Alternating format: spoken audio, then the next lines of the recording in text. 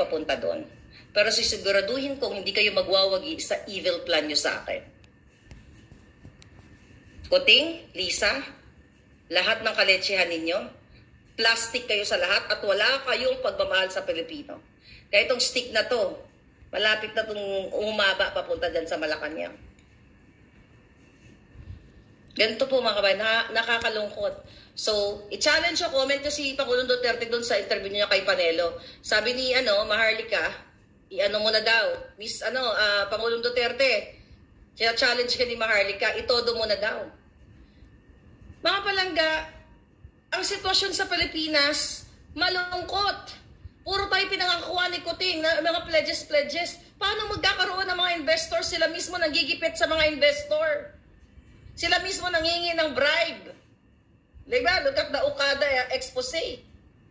May party dyan si Lisa. May hawak akong ebidensya sa kanya. Kaya nagkaletse-letse ang negosyo ng Okada dyan kasi gusto nilang tinitake over na nila ngayon. May kubra si Lisa dyan. Kaya, di ba, Lisa, challenge, so kasuhan mo ako. Di ba mayabang kang hinayupa ka? Ikaw superpower sa Pilipinas? Kasuhan mo ako. Ipatawag mo ako sa kataas-taasang hukom.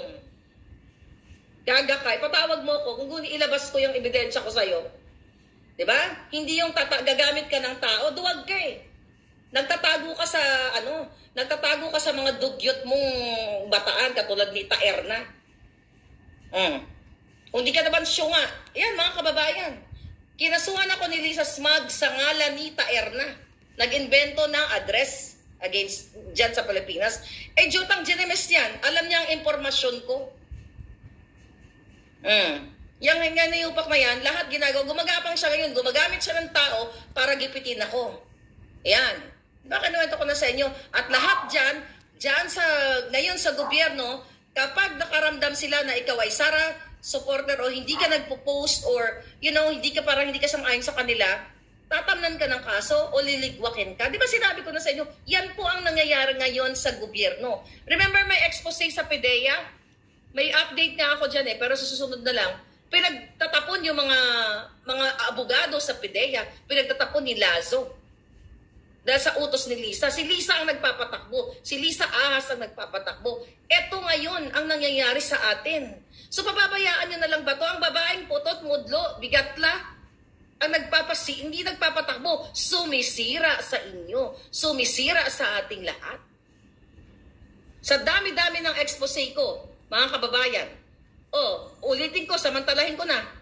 Ulitin ko tong hayop na tong si Michael Ma. Ito, play na. Special Envoy of the President to China, Mr. Michael Ma.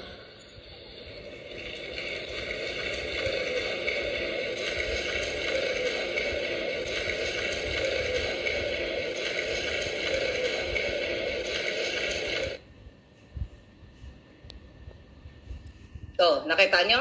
Ulitin ko ulit yan mga palangga. Okay.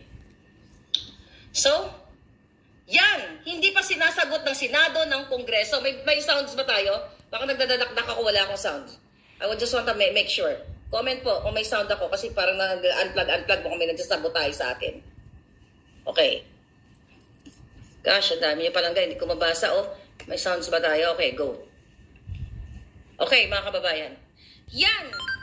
Kongreso, Senado, in-appoint ni Bongbong Marcos Jr. at ni Lisa Ahas. Siya ang pinangalanang smuggler sa Committee on Ways and Means na hanggang ngayon hindi pinatawag at lingid sa kaalaman ng 110 million Filipinos, in-appoint ni Kuting bilang Special Envoy to China. Pagtatraidor, pagtataksil sa bayan. At dapat nga yan, mawala na siya dahil yan mismo na in-appoint niya si Michael Ma na pinangalan ng smuggler at ka-business partner nila, ang dami kong vlog about it, in-appoint niya. Pagtataksil. Yang Kongreso, mga inayupak at Senado, wala kayong ginawa. Kinancel na yan. Hindi po ako ang nag-expose niyan. Na panood lang natin sa Kongreso.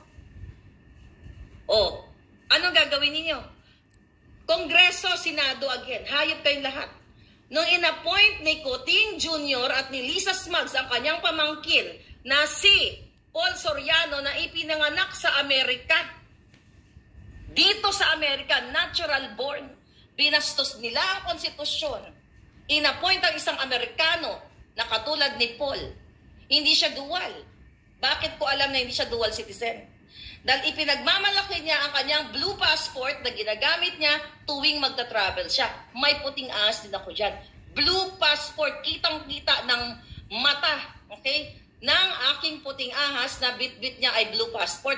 Inapoint lingid sa kaalaman ng Pilipino at niho, wala ang ginawa ang mga buwaka ng inang senador at senado.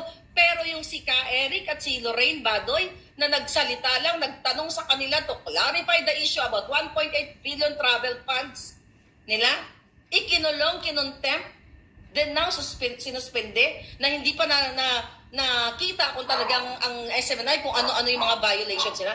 Again, hindi ko kinakampihan ng SMNI. If they have violations, after all, then deserve nilang masuspend sila o totally matanggal sila ng prangkisa. But ito mismo ang kanilang sa kanilang suspension letter, wala pang malinaw na violation ng SMNI.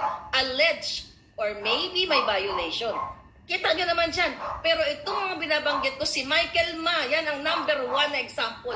Michael Ma, number 2 si Paul Soriano, Amerikano, din yan, smuggler na pinangalanan ng Congress sa Committee on Ways and Means, at si Swansing yan. Kaya, again, ikaw, Congressman Swansing, di ba? Minessage kita sa Facebook, dati sumasagot ka. Sabi ko, ano na, Congressman Swansing, nga? Ikaw, Joey Salceda, chairperson ng Committee on Ways and Means. Ano, tanginan nyo lahat. Nga. Tapos, binababoy nyo ang konstitusyon, binababoy nyo ang Pilipino, inappoint ulit-ulitin ko. Maikulalya na ako dito. Inappoint ni Kuting, smuggler. At hindi lang yun, mga palangga. Walang paper trail, walang record, walang papel, hindi niya in-announce sa Pilipino. Kasi usually, ang protocol dyan sa mga ganyang appointment, ilalabas sa media. May publication. Katulad ng pag-appoint ni Kuting dito sa tatlo yan sila na special envoy to China. I hope nandito yung video. Ito yata to. Ito.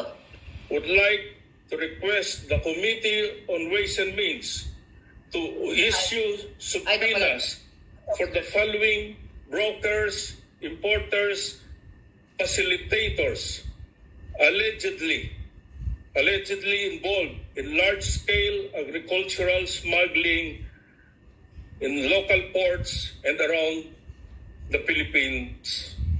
Namely, Michael Ma, Luchin Ang, Andrew Chang,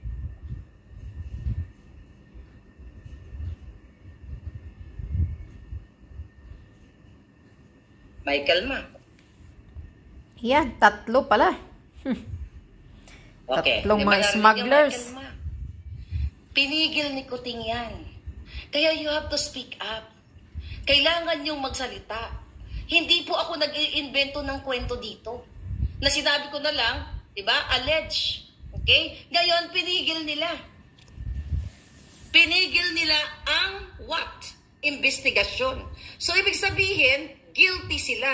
At nakita na natin yan, yung smuggler na yan, ang connection kay Lisa Smugs. Ito yan. Oh, hi. You guys are great. Thanks Mga animal kayo. Okay, thank you very much. Basura ka. Budlot. Nakita niya? Gawa-gawa ko ba yan? Hindi ko gawa-gawa yan. Binababoy ng hinayupak na babaeng yan. Ang konstitusyon, ang Pilipino, ang ating bayan. Anong ginagawa nila? Kaya dapat kayong magsalita. Mga kababayan, dapat kayong magsalita. Ang tingin ni Lisa at ni Kuting ay Diyos sila sa ating bayan. At hawak nila ang trillion budget. Nagpapalaya sila ng mga katulad ni Amit Chandiramani. Okay, ulitin natin to.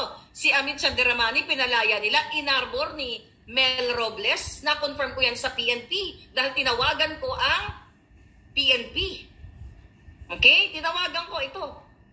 Itong pinalaya nila. Si Amit Chandiramani, nasa na yung ano na yun?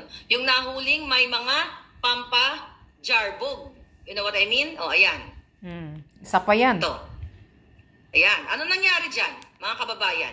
Pinalaya nila yan. Inarbor ni Robles yan. Okay? Nakita nyo naman, di ba? Inarbor ni Robles siyang taong yan. Dahil nga, what? Ba't mo aarborin ang taong may kasalanan? Sige nga, mga kababayan. O, aarborin? Yan ba ang gobyerno natin? Kapag nahuli yung mga sindikato, nahuli yung mga notorious, yung pwedeng pagkitinin ang mga buhay natin, dahil kakilala ni Lisa, kakilala ni Robles, ay what? Aarborin na lang ng ganon-ganon na lang? Yan ang nangyayari sa atin. So, nananawagan ako sa men in uniform, lahat kayo, alam ko, hindi kayo lahat ay mga masasamang damo. May natitirang mas maraming mabubuti. Kung mahal nyo at sumampa kayo sa bayan, I challenge you. Speak now. Speak up day na. Every day dapat mag-speak up day kayo. Tulungan nyo ang mga kababayan ninyo. Lahat kami tulungan nyo dahil baka sa susunod, anak nyo na ang mabiktima ni Lisa at ni Kuting. At hindi lang kayong men in uniform, lahat ng mga nag-oopisina, lahat ng mga kababayan, hanggat narinig niyo yung boses ko dito, sabi ko nga, ano ba ang mapapala ko dito? Kapalit ko dito buhay, ang binabangga ko mga jejimon, billionaires, trillionaires because of the people, pera galing sa taong bayan. Hindi to biro, mga kababayan. Hindi biro yung ginagawa ko dito. Sabi ko nga sa inyo, bago ako nagputi-puting ahas, pinigilan ako ng pamilya ko. Pero tumayo ako, sabi ko, hindi. Laban ko to. Okay? Laban natin tong lahat. Kung against kayo, tatayo ako. Dahil hindi, this is me. Hindi ako pwedeng, may alam ka, inosente ka or magpapabayad ka na lang. Diba? Sinuwento ko na sa inyo. They offered me, ano ba, name your price, anong gusto mo. May emisaryo sila. Kausapin si Maharlika, ano ang gusto niya? Ano ang sagot ko dyan? Na-vlog ko na yan. Ang sagot ko, bumaba si Kuting. Yan. Wala kayong kagastos-gastos sa akin. Hindi ako alam bayar ng milyon, bilyon, whatsoever. Bumaba lang si Kuting. Titigil ako. Well, mga ilang araw lang. Pero pag may nakita na naman tayong demonyo sa gobyerno, magsasalta pa rin ako. But anyway, mga palangga, nakakasuklam na ang gobyernong ito. So,